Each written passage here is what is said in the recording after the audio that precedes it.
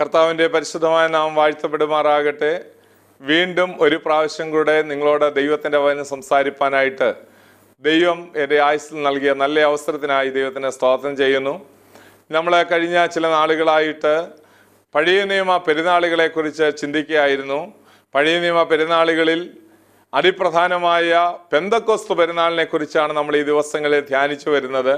പെന്തക്കോസ്ത് പെരുന്നാളിൻ്റെ പ്രത്യേകതകൾ നമ്മൾ ചിന്തിക്കുകയായിരുന്നു. പഴയ നിയമത്തിൽ ദൈവം ഇത് നിഴലായി കാണിച്ചെങ്കിലും പുതിയ നിയമത്തിൽ വളരെ ആത്മീയ അർത്ഥങ്ങൾ ഉൾക്കൊള്ളുന്ന ഒരു കാര്യമാണ്. നാം ദൈവവചനത്തിൽ കാണാൻ കഴിയുന്നത് രണ്ട് പെരുന്നാളുകൾ ഒന്നിച്ചൊന്നിച്ച് പറഞ്ഞിരിക്കുന്നത് കാണുവാൻ കഴിയും. പെസഹ പെരുന്നാളും പുളിപ്പില്ലാത്ത അപ്പത്തിൻ്റെ പെരുന്നാളും ഒന്നിച്ചാണ് പറഞ്ഞിരിക്കുന്നത്. അതുപോലെ തന്നെ ആദ്യഫല പെരുന്നാളും പെന്തക്കോസ്ത് പെരുന്നാൾ ഇത് ഒന്നിച്ചാണ് പറഞ്ഞിരിക്കുന്നത് എന്ന് കാണുവാനായിട്ട് കഴിയും. അപ്പോൾ ഈ രണ്ട് പെരുന്നാളുകൾ ഒന്നിച്ചൊന്നിച്ച് പറയുവാൻ കാരണം അത് തമ്മിൽ പിരിച്ച് വേർപെടുത്താൻ കഴിയാത്ത നിലയിൽ ആത്മീയമായി അതിനകത്ത് വളരെ അർത്ഥമുണ്ട് എന്നുള്ളത് കൊണ്ടാണ്. അപ്പോൾ നമ്മൾ ശ്രദ്ധിക്കേണ്ട ഒരു കാര്യം, യേശുക്രിസ്തു ആദ്യഫലമായി സ്വർഗത്തിലേക്ക് ഉയർത്തെഴുന്നേറ്റ് പോയിരിക്കുന്നു. അതിനെ തുടർന്ന് യേശുക്രിസ്തു ഉയർത്തെഴുന്നേറ്റ് പോയത് കൊണ്ട് ദൈവസഭയ്ക്ക് ലഭിച്ചിരിക്കുന്ന ഏറ്റവും വലിയൊരു അനുഗ്രഹങ്ങളിൽ ഒന്നാണ് പെന്തക്കോസ്തിന്റെ ഒരു അനുഭവം എന്നാണ് നമ്മൾ തിരുവചനത്തിൽ കൂടെ മനസ്സിലാക്കുവാനായിട്ട് കഴിയുന്നത്. അപ്പോൾ ഇതിൽ നിന്ന് വളരെ പ്രാധാന്യമുള്ള ചില കാര്യങ്ങളിലേക്ക് നിങ്ങളുടെ ശ്രദ്ധയെ കൊണ്ടുപോകാൻ ഞാൻ താല്പര്യപ്പെടുകയാണ്. യേശുക്രിസ്തു ഉയർത്തെഴുന്നേറ്റതിന് ശേഷം സ്വർഗത്തിലേക്ക് ചെന്നു. അവിടെ ദൈവത്തിന് മഹത്വത്തിലേക്ക് താൻ പ്രവേശിച്ചു എന്നാണ് കഴിഞ്ഞ എപ്പിസോഡിൽ നമ്മൾ ചിന്തിച്ചത്. കർത്താവ് മഹത്വം ഉരിഞ്ഞു വെച്ചിട്ട് ഈ ഭൂമിയിലേക്ക് വന്നു. മഹത്വം ഉരിഞ്ഞു വെച്ചത് കൊണ്ടാണ് അവനോടുകൂടെ ശിഷ്യന്മാർക്ക് ഭക്ഷിക്കാൻ കഴിഞ്ഞത്, അവനോടുകൂടെ പാനം ചെയ്യാൻ കഴിഞ്ഞത്, അവനോടുകൂടെ നടക്കാൻ കഴിഞ്ഞത്. ദൈവത്തിന് മഹത്വം മുഴുവനായി ഉരിഞ്ഞു വെച്ചിട്ട് താണ ഭൂമിയിലേക്ക് കർത്താവ് ഇറങ്ങി വരികയായിരുന്നു. അത് മഹാപുരോഹിതന്റെ ആ ചിത്രം നമ്മുടെ മനസ്സിൽ നിൽക്കുന്നെങ്കിൽ, മഹാപുരോഹിതൻ അതിപരിശുദ്ധ സ്ഥലത്ത് കയറുന്നതിന് മുൻപേ 7-ാം മാസം 10-ാം തീയതി അവന്റെ മഹത്വമുള്ള സകല മഹത്വത്തിനും അലങ്കാരത്തിനുമായി കൊടുത്തിരിക്കുന്ന വസ്ത്രമെല്ലാം അഴിച്ചു വെച്ചിട്ട് കാൽച്ചട്ടയും അതുപോലെ തന്നെ ഉള്ളങ്കിയും മാത്രം ധരിച്ചുകൊണ്ടാണ് യാഗത്തിനായിട്ട് ആ ദിവസം കയറി പോകുന്നത്. ഇതുപോലെ യേശുക്രിസ്തുവിന്റെ ആ മഹത്വം എല്ലാം ഉരിഞ്ഞു വെച്ചതിന് ശേഷം ഈ താണ ഭൂമിയിലേക്ക് അവിടുന്ന് വന്നു. അതുമാത്രമല്ല, അവൻ ഉയർത്തെഴുന്നേറ്റ് ചെന്നപ്പോൾ ആ മഹത്വം എല്ലാം കർത്താവിനെ തിരികെ കെട്ടിയിരിക്കുന്നു. അവിടുന്ന് ഉയർത്തെഴുന്നേറ്റ് സ്വർഗത്തിലേക്ക് ചെന്നപ്പോൾ ആ മഹത്വം മുഴുവൻ ധരിക്കപ്പെട്ടവനായിട്ടാണ് ഇപ്പോൾ സ്വർഗത്തിൽ ആയിരിക്കുന്നത്. അതിൻ്റെ ഒരു ശരിയായിട്ടുള്ള കാഴ്ച നമ്മൾ കാണുന്നത് യോഹന്നാന്റെ പത്മോസിന്റെ ഏകാന്തതയിൽ താൻ കണ്ട വെളിപ്പാടിലാണ്. യോഹന്നാൻ അരിമ ശിഷ്യനായിരുന്നത് കൊണ്ട് കുരിശിന്റെ അടിവാരം വരെയും ചെന്നതായിട്ട് നമുക്ക് കാണുവാൻ കഴിയുന്നു. യേശു സ്നേഹിച്ച ആ ശിഷ്യനായ യോഹന്നാൻ അടുത്ത് നിൽക്കുന്നത് കണ്ടപ്പോൾ കുരിശിൽ കിടന്ന യേശു തൻ്റെ അമ്മയായ മറിയെ യോഹന്നാനെ ഏൽപ്പിക്കുകയാണ്. സന്ധ്യയാകുമ്പോൾ അഥവാ 6-ാം മണി നേരം മുതൽ 9-ാം മണി നേരം വരെ ദേശത്തെല്ലാം ഇരുളുണ്ടാകുമ്പോൾ ആ ഇരുട്ടാകുന്നതിന് മുൻപേ താൻ തൻ്റെ ആ യേശുവിൻ്റെ അമ്മയെ കൊണ്ട് പോകാനായിട്ട് തുടങ്ങുമ്പോൾ കർത്താവിനെ അവൻ നോക്കിക്കൊണ്ടിരുന്ന് കാണും. അവൻ തിരിഞ്ഞ് നോക്കി കാണും. ആ 3 ആണിമേൽ തൂങ്ങിക്കിടക്കുന്ന ഒരു വിധത്തിൽ ഹല്ലേലൂയ അണ്ണാക്ക് ഓട്ട് കഷ്ണം പോലെ ഉണങ്ങിയവനായി, തലേ രാത്രി മുഴുവൻ പങ്കപ്പാട് സഹിച്ചവനായി, തലയിൽ മുൾക്കിരീടം വെച്ച് ആഞ്ഞടിക്കപ്പെട്ടവനായി, മുഖത്തോടെ രക്തവും വെള്ളവും വാർന്നൊലിക്കപ്പെട്ടവനായി, ചങ്ക് പിളർന്നവനായി കിടക്കുന്ന, ക്രൂശിൽ കിടക്കുന്ന നിസ്സഹായനായ യേശുവിനെയാണ് അവൻ അവസാനമായി കണ്ടതെങ്കിൽ ഇതാ പത്മോസിന്റെ ഏകാന്തതയിൽ അവൻ കാണുന്നത് അങ്ങനെയുള്ള യേശുവിനെ അല്ല. പിന്നെയോ 1-ാം അധ്യായം വെളിപ്പാട് 1-ന്റെ 18-ാം വായിക്കുന്നത്, മരണത്തിന്റെയും പാതാളത്തിന്റെയും താക്കോൽ എൻ്റെ കൈവശമുണ്ട് എന്ന് പറഞ്ഞുകൊണ്ട് മാറത്ത് പൻകച്ച് കെട്ടിയവൻ, വെള്ളോട് സദൃശമായ കാലുള്ളവൻ, അഗ്നിജ്വാലയ്ക്കൊത്ത കണ്ണുള്ളവൻ, അടുത്തുകൂടാത്ത വെളിച്ചത്തിൽ വസിക്കുന്ന ധന്യനായ ഏകാധിപതി രാജാതി രാജാവായ കർത്താവ് ഇതാ അവന് സ്വർഗത്തിൽ മഹത്വമുള്ളവനായി വസിക്കുന്നു, മഹിമയുള്ളവനായി ഇന്നും അവൻ ജീവിക്കുന്നു. നമ്മൾ ഓർത്തിരിക്കേണ്ട ഒരു വലിയ സത്യമുണ്ട്. കർത്താവ് രാജാതി രാജാവും കർത്താദി കർത്താവുമായി അവൻ വരുന്നു. അവന്റെ കണ്ണ് തീജ്വാല, അഗ്നിജ്വാല എന്ന ദൈവത്തിന്റെ വചനം പറയുന്നു. വെളിപ്പാട് 19-ാം അധ്യായത്തിലേക്ക് വരുമ്പോൾ ഒരു വെള്ള കുതിരപ്പുറത്ത് കയറി, ഹല്ലേലൂയ, അവന്റെ വായിൽ നിന്ന് മൂർച്ചയുള്ള വാൾ പുറപ്പെടുന്നു. ദൈവത്തിന്റെ വചനം, ഹല്ലേലൂയ, ആകുന്ന വെള്ളയുടുപ്പ് അവൻ ധരിച്ചിരിക്കുന്നു.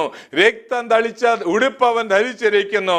അവന് ദൈവവചനം എന്ന പേര് എന്ന വചനത്തിൽ വായിക്കാൻ കഴിയുന്നു. ഹർമഗദോൻ യുദ്ധത്തിനായി കർത്താവ് ഇറങ്ങി വരുന്ന കാര്യമാണ് അവിടെ രേഖപ്പെടുത്തിയിരിക്കുന്നത്. എന്നാൽ നമ്മളെ സന്തോഷിപ്പിക്കേണ്ട ഒരു കാര്യം, യേശുക്രിസ്തു രാജാവായി സ്വർഗത്തിലേക്ക് ചെന്നതുകൊണ്ട് നമുക്ക് പെന്തക്കോസ്തിന്റെ ഒരു അനുഭവം കർത്താവ് തന്നിരിക്കുന്നു. പെന്തക്കോസ്തിന്റെ അനുഭവം എന്താണ്? പെന്തക്കോസ്തിന്റെ അനുഭവം, ഹല്ലേലൂയ, ഏറ്റവും വലിയ ദൈവസഭയുടെ ആഘോഷത്തിന്റെ ദിവസമാണ്, ആരംഭത്തിന്റെ ദിവസമാണ്, ശക്തിയുടെ ദിവസമാണ്. അത് മറക്കാനാകാത്ത ദിവസമാണ്. അത് അന്യഭാഷയുടെ ദിവസമാണ്. അത് അടയാളങ്ങളുടെ ദിവസമാണ്. അത് സൗഖ്യത്തിന്റെ ദിവസമാണ്. അത് അത്ഭുതങ്ങളുടെ ദിവസമാണ്. അനേകർ ആശ്ചര്യപ്പെട്ട ദിവസമാണ്. പരിശുദ്ധാത്മാവ് ഭൂമിയിലേക്ക് ഇറങ്ങി വന്ന പെന്തക്കോസ്തിന്റെ ദിവസം. പെന്തക്കോസ്തിന്റെ അനുഭവത്തിൽ ജീവിക്കുന്ന എല്ലാവർക്കും ഇന്നും അത് അനുഭവിക്കുവാനായിട്ട് കഴിയും. അത് നിങ്ങളെ ഒരു അത്ഭുത വിഷയമാക്കി മാറ്റും. പരിശുദ്ധാത്മാവിന്റെ ശക്തി നിങ്ങളെ വാലല്ല തലയാക്കി മാറ്റും. അഭിഷേകത്തിന്റെ പുഷ്ടി നിമിത്തം ദുഷ്ടന്റെ നുകങ്ങൾ തകർന്നു പോകുവാനിടയായി തീരും. നാം ഓർത്തിരിക്കണമേ, പെന്തക്കോസ്ത് നാളിൽ എന്താണ് സംഭവിച്ചത്?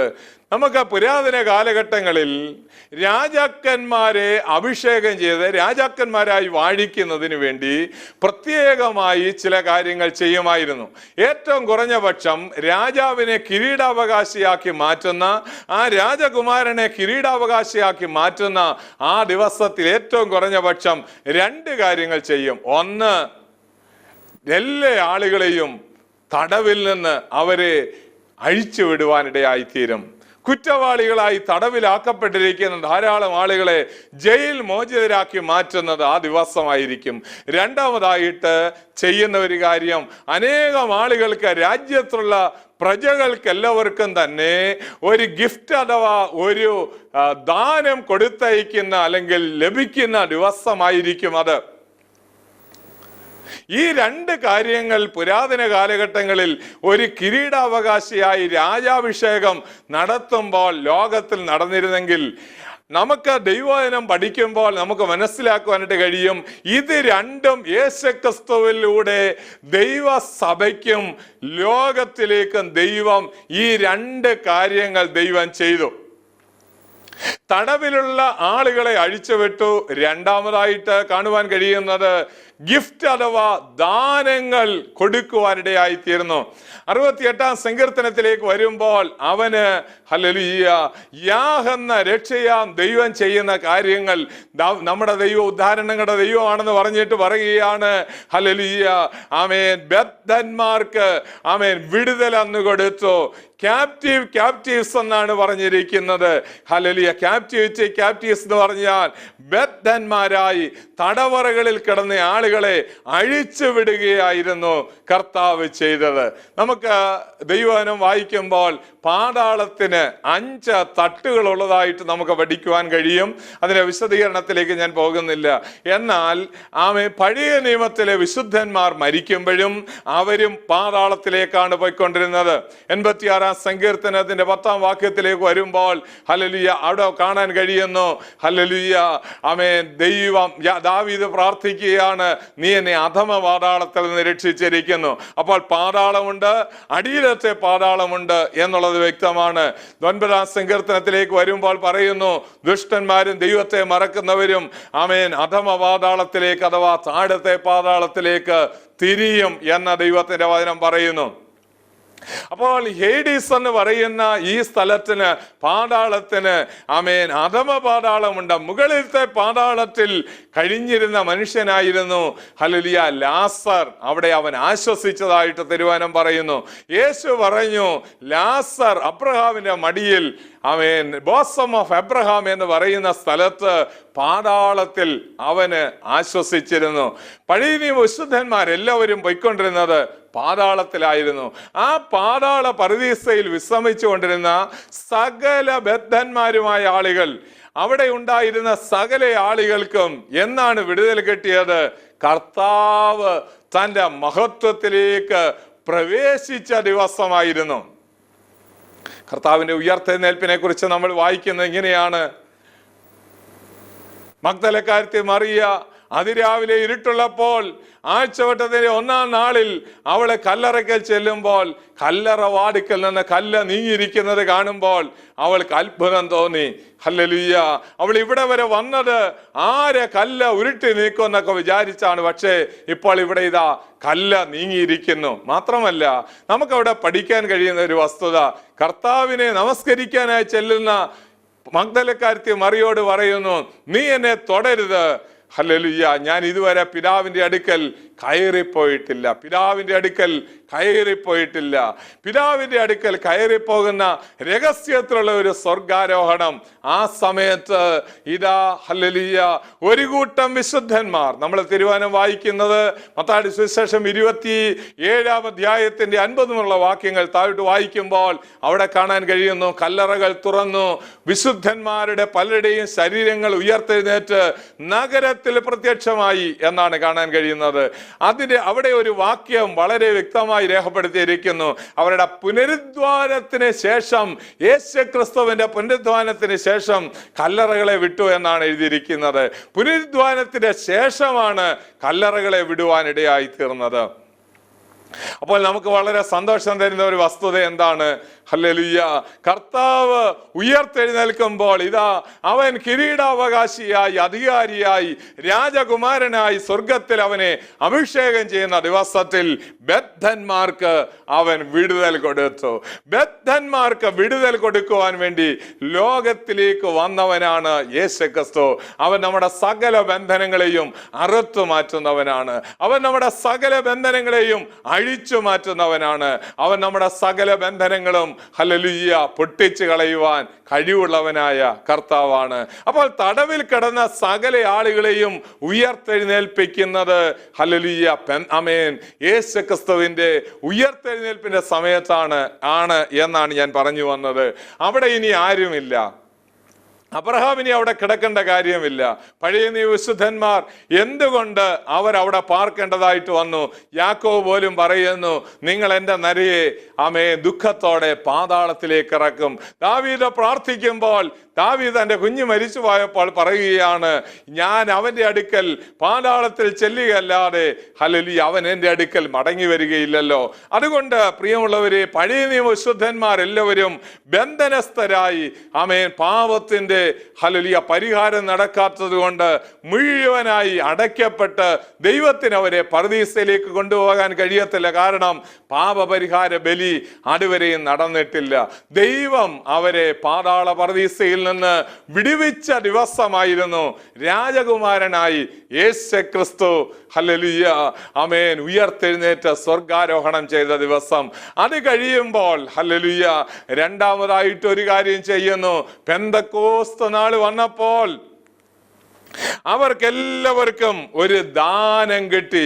ഹല്ലേലൂയ പരിശുദ്ധാത്മാവിന്റെ ദാനം അവർക്ക് കിട്ടുവാനിടയായി തീർന്നു.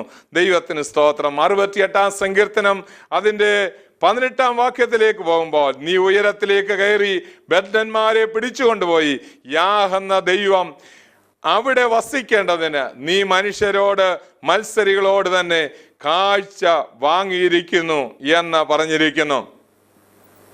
ഹല്ലേലൂയ അവിടെ നമുക്ക് ശ്രദ്ധിച്ചാൽ മനസ്സിലാകും.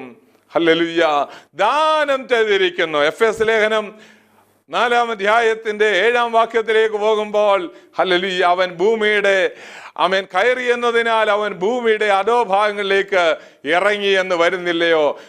ഇറങ്ങിയവൻ സകലത്തെ നിറയ്ക്കേണ്ടതിന് കയറിയവനുമാകുന്നു എന്ന് പറഞ്ഞിട്ട് പൗലോസ് പറയുകയാണ്.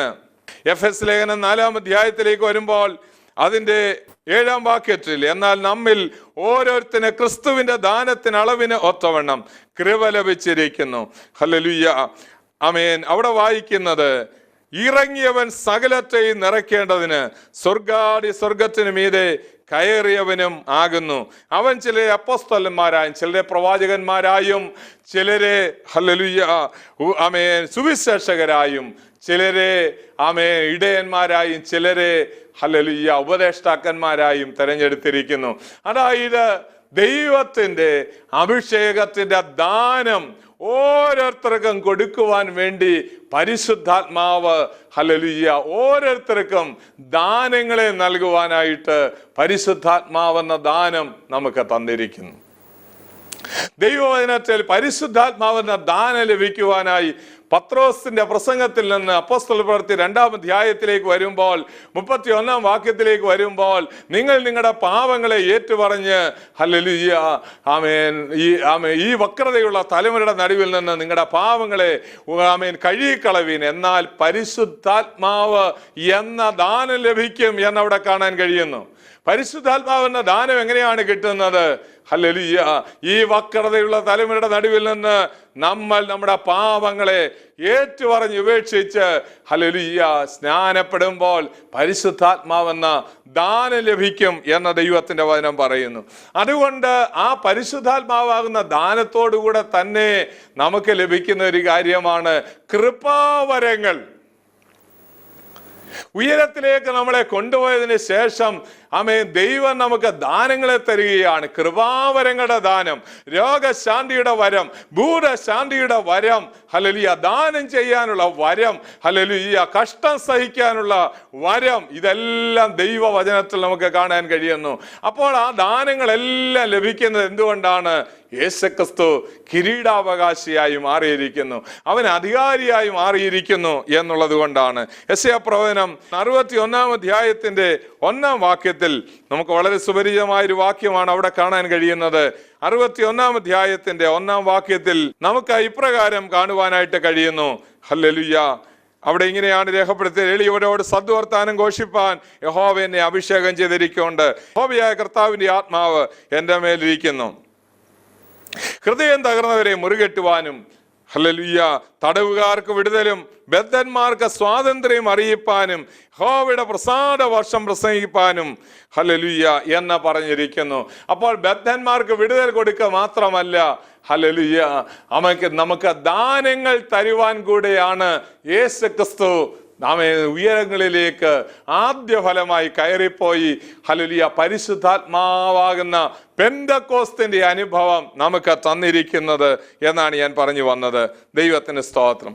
ഇനിയും അടുത്തതായിട്ട് നമുക്ക് പഠിക്കുവാനായിട്ട് കഴിയുന്നത്, പെന്തക്കോസ്തു നാളിൽ ദൈവം അതിനെ ഒരു ആദ്യ ഫലമായിട്ട് ഹല്ലേലൂയ ആദ്യ ഫല പെരുന്നാളിനോടനുബന്ധിച്ച് നമ്മൾ ചില കാര്യങ്ങൾ ചിന്തിക്കുകയുണ്ടായി. ദൈവത്തിന് സ്തോത്രം. ആദ്യഫല കറ്റ പെന്തക്കോസ്ത് പെരുന്നാളുമായിട്ട് വളരെ ബന്ധപ്പെട്ടിരിക്കുന്നു. കാരണം ആദ്യഫല കറ്റയിൽ നിന്നാണ്, അല്ലെങ്കിൽ ആദ്യ ഫലത്തിൽ നിന്നാണ് ദൈവസന്നിധിയിലേക്ക് പെന്തക്കോസ്ത് നാളിൽ ഒരപ്പം കൊണ്ടുവരാനായിട്ട് പറഞ്ഞത്. 2 അപ്പം കൊണ്ടുവരാനായിട്ട് പറഞ്ഞു. നമ്മൾ തിരുവചനം വായിക്കുമ്പോൾ ആദ്യ ഫലമായിട്ട് പെന്തക്കോസ്തുമായിട്ട് വളരെ ബന്ധമുള്ളത് പഠിക്കുവാനായിട്ട് കഴിയും. നമ്മൾ 1 കൊരിന്ത്യർ 15-ാം അധ്യായത്തിന്റെ 20-ാം വാക്യം വായിക്കുമ്പോൾ ആദ്യ ഫലം ക്രിസ്തു, പിന്നെ ക്രിസ്തുവിനുള്ളവർ എന്ന് പറഞ്ഞിരിക്കുന്നു. അത് ദൈവസഭയെ കുറിച്ചാണ് എന്ന് നമ്മൾ ചിന്തിക്കുകയുണ്ടായി. അത് മാത്രമല്ല, യാക്കോബിന്റെ ലേഖനം 1-ാമത്തെ അധ്യായത്തിന്റെ 18-ാം വാക്യത്തിൽ സഭ ആദ്യ ഫലമാണ് എന്ന് പറഞ്ഞിരിക്കുന്നു. അതുകൊണ്ട് തന്നെ യേശു ക്രിസ്തു ഭൂമിയിലേക്ക് ജനിക്കുമ്പോൾ ലൂക്കോസ് 2:7 അവൻ ആദ്യ ജാതനെ പ്രസവിച്ചു എന്ന് എഴുതിയിട്ടുണ്ട്. റോമാലേഖനം 8-ാം അധ്യായത്തിന്റെ 29-ാം വാക്യത്തിൽ അവൻ സഹോദരന്മാരിൽ ആദ്യ ജാതനാകേണ്ടതിന് എന്നുള്ളൊരു പ്രയോഗം കാണുവാനായിട്ട് കഴിയും. 4-ാമതായി എബ്രായലേഖനം 12-ാം അധ്യായത്തിന്റെ 23-ാം വാക്യത്തിലേക്ക് വരുമ്പോൾ ആദ്യ ജാതന്മാരുടെ സഭ എന്നൊരു ഇത് കാണുവാനായിട്ട് കഴിയും. വെളിപ്പാട് പുസ്തകം 14-ാം അധ്യായത്തിന്റെ 14-ാം വാക്യത്തിലേക്ക് വരുമ്പോൾ വീണ്ടെടുക്കപ്പെട്ടവരുടെ ആദ്യ ഫലം എന്ന് പറഞ്ഞിരിക്കുന്നു. 5-ാം അധ്യായത്തിൽ റോമാലേഖനം 16-ാം അധ്യായത്തിന്റെ 5-ാം വാക്യത്തിലേക്ക് വരുമ്പോൾ ആസ്യയിലെ ക്രിസ്തുവിന് ആദ്യ ഫലമായിട്ട് ഒരു വിശ്വാസിയെ പറഞ്ഞിരിക്കുന്നു. ശുശ്രൂഷയുടെ ആദ്യ ഫലമാണ്. ആത്മാവെന്ന ആദ്യ ഫലമെന്ന് 7-ാമത്തെ കാര്യമായിട്ട് കാണുവാൻ കഴിയും. റോമാലേഖനം 8-ാം അധ്യായത്തിന്റെ 23-ാമത്തെ വാക്യത്തിൽ നമുക്കത് കാണുവാനായിട്ട് കഴിയുന്നു.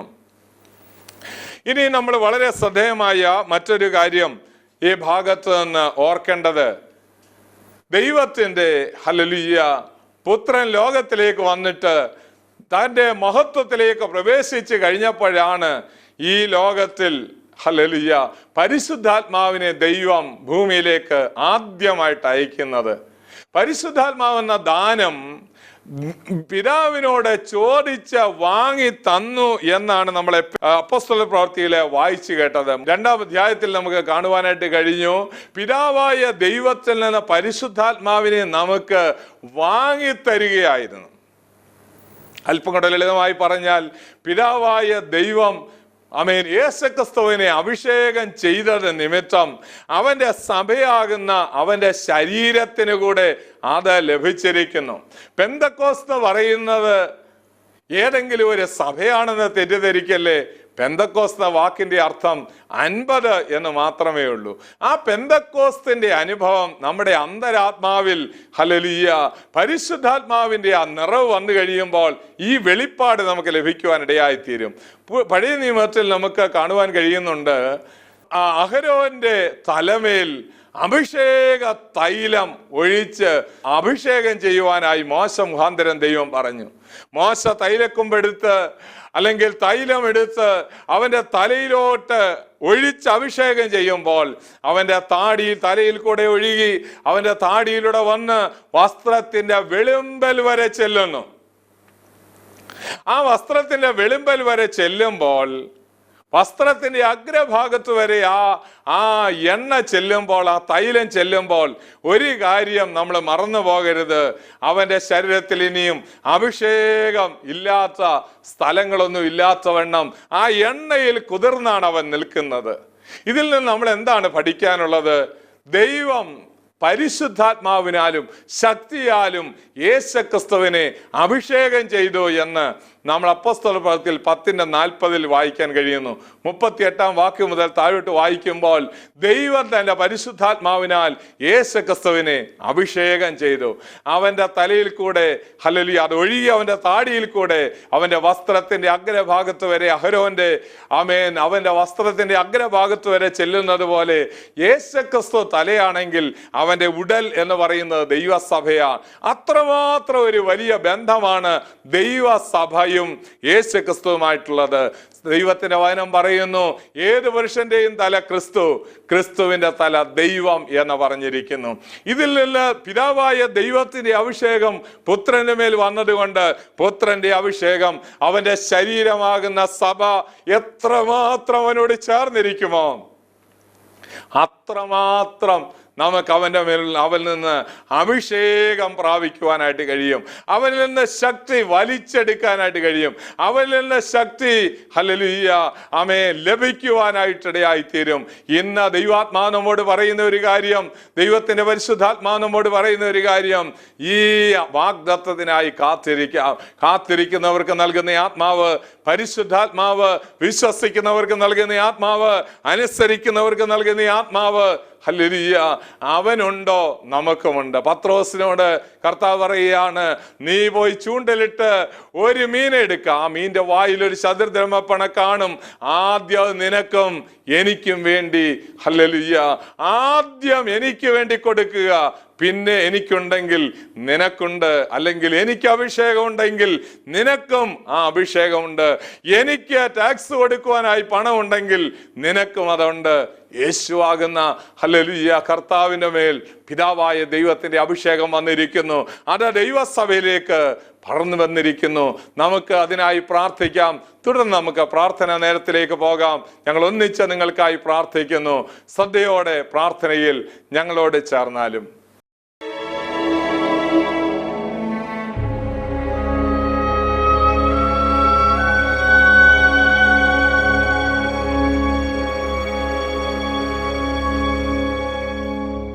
പ്രാർത്ഥനാ നേരത്തിലേക്ക് സ്വാഗതം. നമ്മൾ ഒരുമിച്ച് ധാരാളം വിഷയങ്ങൾക്ക് വേണ്ടി പല സമയങ്ങളിലായി പ്രാർത്ഥിച്ചു. പൊതുവായി ഇങ്ങനെ പ്രാർത്ഥിക്കുന്നത് കൂടാതെ നിങ്ങളുടെ പിന്നിൽ നിങ്ങളുടെ വിഷയങ്ങൾ പറയുമ്പോൾ ഏറ്റെടുത്ത് പ്രാർത്ഥിക്കത്തക്കവണ്ണം ഒരു കൂട്ടം പ്രിയപ്പെട്ടവർ ഞങ്ങളോടൊപ്പമുണ്ട്. അവർ നിരന്തരമായി നിങ്ങളുടെ വിഷയങ്ങൾക്ക് വേണ്ടി പ്രാർത്ഥിക്കുന്നു. നിങ്ങളുടെ ഏത് പ്രാർത്ഥനാ വിഷയങ്ങളും ഏറ്റെടുക്കുവാൻ, അതിനുവേണ്ടി ഉപവസിക്കുവാൻ, പ്രാർത്ഥിക്കുവാനൊക്കെ ആ പ്രിയപ്പെട്ടവർ തയ്യാറാണ്. അതുകൊണ്ട് ദയവ് ചെയ്ത് നിങ്ങൾക്ക് അങ്ങനെ വ്യക്തിപരമായ വിഷയങ്ങളുണ്ടെങ്കിൽ ഞങ്ങളുമായി പങ്കുവയ്ക്കാം. അതിൻ്റെ കോൺഫിഡൻഷ്യാലിറ്റി പൂർണ്ണമായിട്ടും കീപ്പ് ചെയ്യും എന്ന് ഞങ്ങൾ വാക്ക് തരികയാണ്. നമുക്ക് ഒരുമിച്ച് ഒരു പ്രത്യേക വിഷയത്തിനായി പ്രാർത്ഥിക്കാം. ഈ അടുത്ത ദിവസങ്ങളിൽ വളരെ കോമൺ ആയി കേൾക്കുന്ന ഒരു പ്രാർത്ഥനാ വിഷയമാണ്. വളരെ പ്രയാസപ്പെട്ട് കുഞ്ഞുങ്ങളെ പഠിക്കുവാനായി പല സ്ഥലങ്ങളിലേക്ക് അയക്കുന്നു.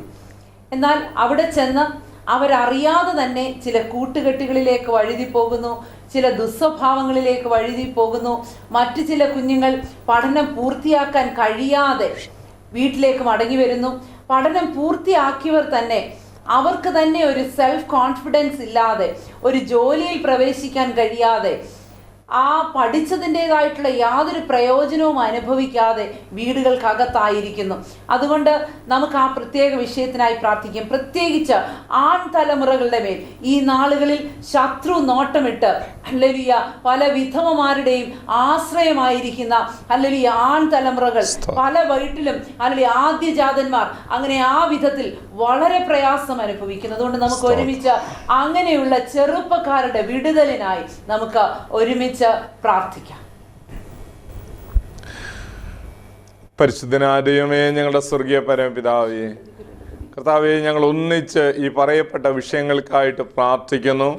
കർത്താവ്, ഈ നാളുകളിൽ ശത്രു നോട്ടം വെച്ചിരിക്കുന്ന ധാരാളം തലമുറകൾ, കർത്താവെ, അവരെ വഴിതെറ്റിച്ചുകൊണ്ടിരിക്കുന്ന എല്ലാ ദുഷ്ടന്റെ വ്യാപാരങ്ങളെ ഞങ്ങൾ കർത്താവെ സ്വർഗത്തിലും ഭൂമിക്ക് നാഥനായ യേശുക്രിസ്തുവിൻ നാമത്തിൽ കർത്താവെ ഞങ്ങൾ ശാസിക്കുന്നു. കർത്താവെ, അനേക തലമുറകളുടെ മേൽ, പ്രത്യേകിച്ച് യൗവനക്കാരുടെ മേൽ അങ്ങയുടെ നിയന്ത്രണം വയ്ക്കുമാറാകണമേ.